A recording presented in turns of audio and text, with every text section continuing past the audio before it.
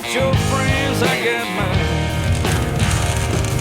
Yeah, I get by working in the sun. Alright guys, it's Ryan with Cherezian Racing, and it's another race video. Thank the Lord. Going racing tomorrow at Antioch Speedway, and it's looking good. Weather's going to be good. We're still on the schedule. They haven't canceled on us, and the super truck's going to be ready to go by tomorrow. Not ready right now, but I got to do some work on it. But thank God I got a race video for you guys. I feel like the only thing I've been putting out these last couple years is just in-shop videos. So I'm going to make this really short and sweet because I wanted to just get to the track and start filming there. But I figured while I was doing this, I'm thinking to myself, man, this is one hell of a bent but not broken trick right now. And I figured I'd show you 90%ers out there what I'm doing. Something that saves you money, something that you can do easily with some regular tools in the shop. And check it out. So I got this bent shock right here. You can see the shaft is bent, and oh yeah, look at that, it's missing the end. What the hell happened there? Well, I cut the end of the shaft off, and what happened was when that shock bent, it also cracked the heim joint, or the eyelet right here. So I welded back that up, and I cut the end of the shock shaft off. And you're probably like, what the hell are you doing there for? Well, this last week I ordered some parts to get everything ready on the super truck, and I guess I'm just a dumbass, and I didn't realize that not all half-inch shock shafts are the same. So I bought an extension that I really need really bad on this right front, because I actually had some preload in the spring because I didn't have enough shock shaft. So I bought a 1-inch extension, and I was like, great, you guys can see it ain't the right threads. So I guess different shock companies use different thread pitches. This is actually an AFCO shock, and it's got metric threads. I didn't know that. I just went on Speedway and ordered up a 1/2-inch shock shaft extension. So it ain't right, and I really need it, so I'm gonna build my own. And so basically, I'm gonna use that part, and then I'm gonna go ahead and cut this guy right here and just use the threads, and then go ahead, and I'll show you what I'm gonna do in a second, but I'm gonna put them together and just weld it up, and I'll have my 1-inch shock extension. All right, before, after. Got it chopped off. So I'm gonna go ahead and put this guy right here in the vise. Boom.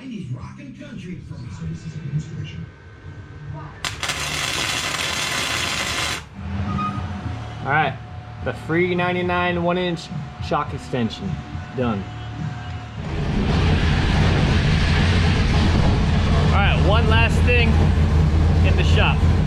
I think I might have fixed my carb issues I've been having basically my whole life. Check this out.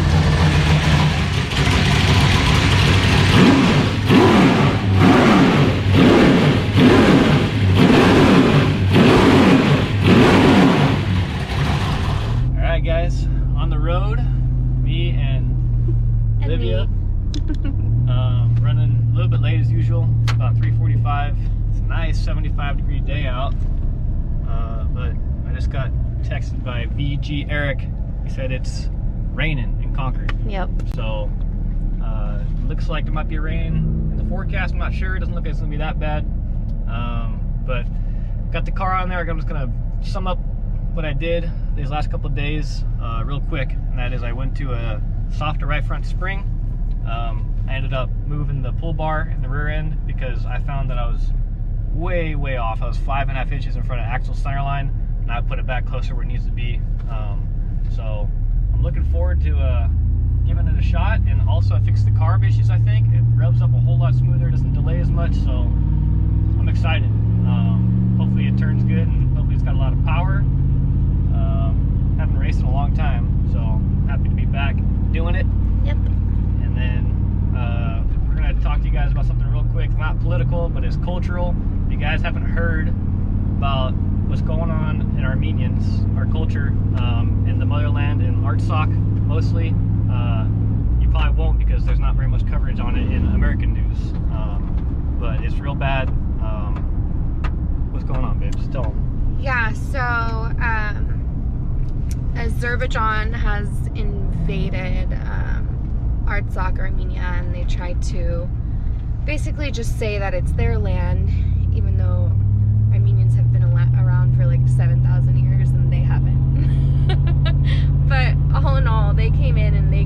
a bunch of people. I think they've killed up to like over 200 people. And then there's now close to 9,000 people that are being evacuated out. So all the Armenians are being evacuated out of their land, and it's all because of ethical cleansing. We were the first first Christian nation to accept Christianity as a whole, and we were surrounded by, I don't know if this is okay to say on YouTube, but we were surrounded by a bunch of Muslims, and they didn't like that there was one Christian nation in the middle, so they're trying to cleanse us of our religion and just get us out of their land, and that's basically what's been going on for a lot of years. Yeah, they're blowing up all our old ancient monasteries and churches, and from the 4th century. Yeah, they're old. So, and then she didn't really elaborate on this too much, but there's a lot of violence. There's kindergartens getting shot up and burned with children inside. Women are getting raped, and they're falsely accusing a lot of men and capturing them as POWs for charges they didn't do. So it's really bad. And if you guys haven't heard about it, please do us a favor and look it up. We'd appreciate it. Yeah. Okay, so we just unloaded the car. This is OMG. Oh. I don't know what I just said. Anyways, yeah, we just unloaded the car. It is very cloudy. It's apparently raining like a couple towns over, so we'll see. But we're gonna go out to Mudpack right now, and then Pam and Johnny are here. Yay, the bent but not broken crew. Okay, Ryan's in there getting dressed. He's stripping down for all of you.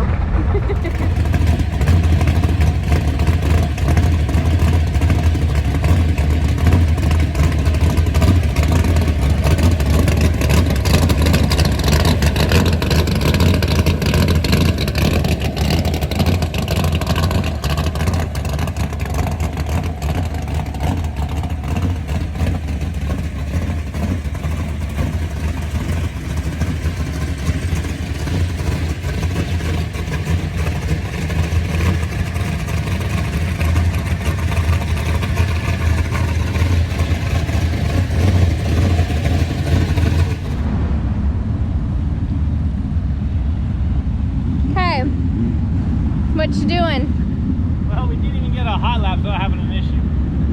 What's the issue? Not even hot lap, mud pack. What am I saying? So I came back in after mud packing, and the steering wheel just felt like had a lot of vibration in it, like something was going on. It felt like the fluid was like maybe aerated, and checked it out, and it was. So I don't know if somehow I developed a air pocket in the power steering system when I flushed the fluid out. But I'm just checking a couple of these lines, and I found a couple loose. So I'm hoping I was sucking air through one of these loose lines, and that was a problem. But I pulled a 12, and you guys have been with us long enough to know the only win we have in the super stock, I pulled a 12. So hopefully I won't jinx myself by saying that. No, knock on wood. Go ahead and win this baby. We start on the pole on heat race 1 or 2. Heat race 1 starting the pole, and I think I fixed the carb issue, so gonna let her rip. Yep.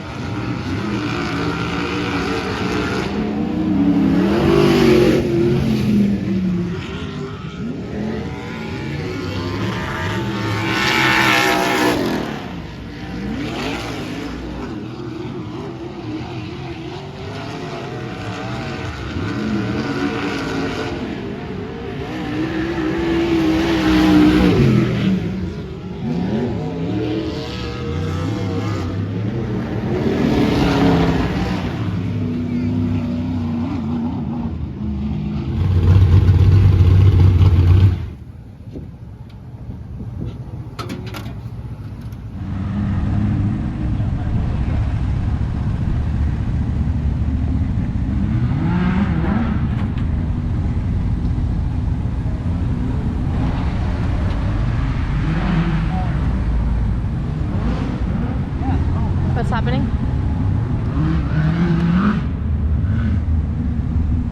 bubbles. Yeah. I don't know what the deal is.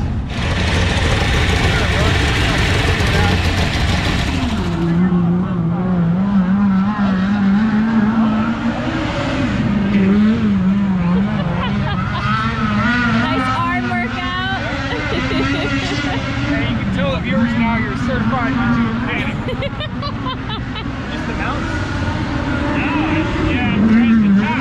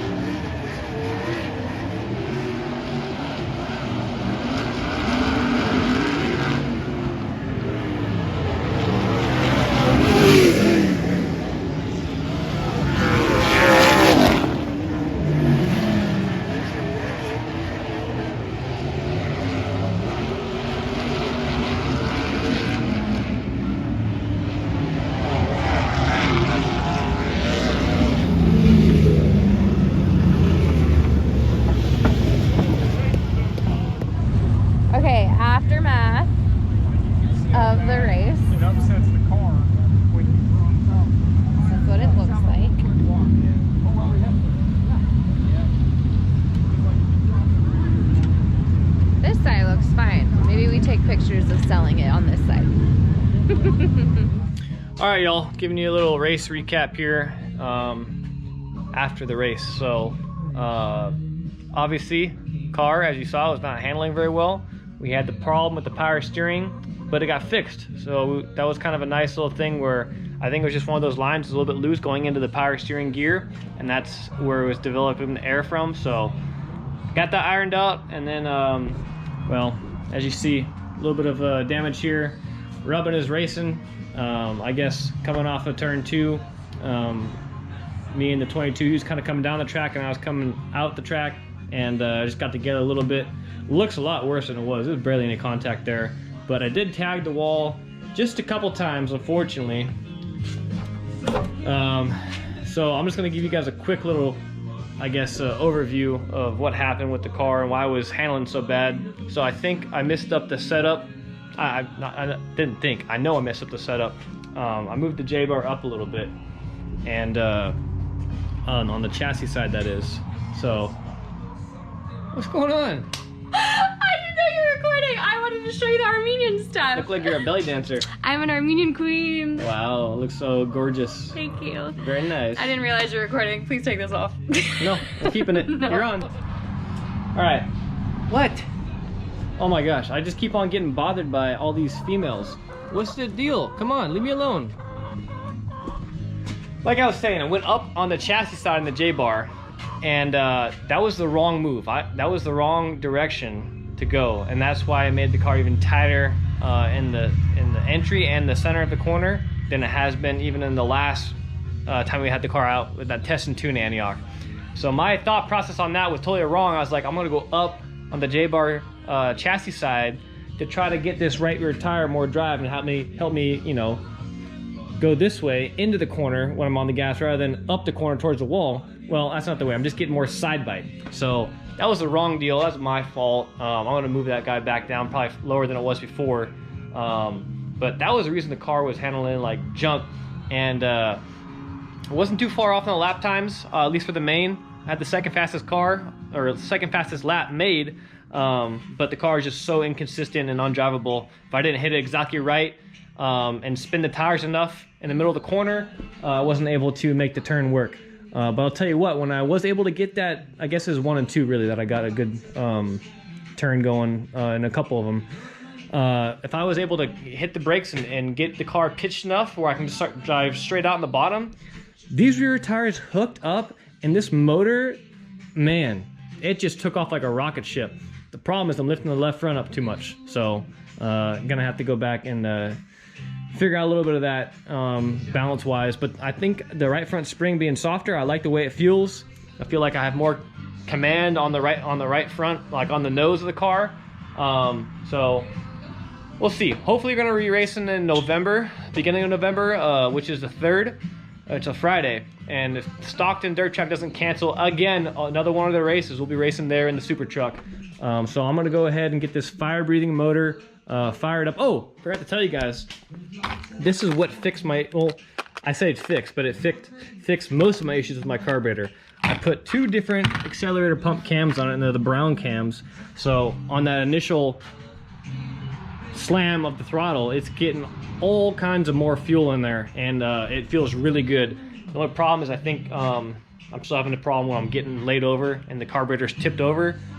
So I think I'm gonna try to raise the floats, because I think what's happening is I think I'm coming over with the carburetor like this, and I think it's uncovering one of the bottom of the floats, and I'm sucking air, which is making it go lean and popping and not running right. So I'm gonna try that right now. We're gonna fire it up once the VG Eric and my other buddy Jack comes over, and get the carburetor floats raised up a little bit, warm up the motor, and change the oil. So we will see you guys here real soon. Today, actually. I'm gonna start the new video now on Cherezian Racing. And remember, you guys, if it bent, it ain't broken.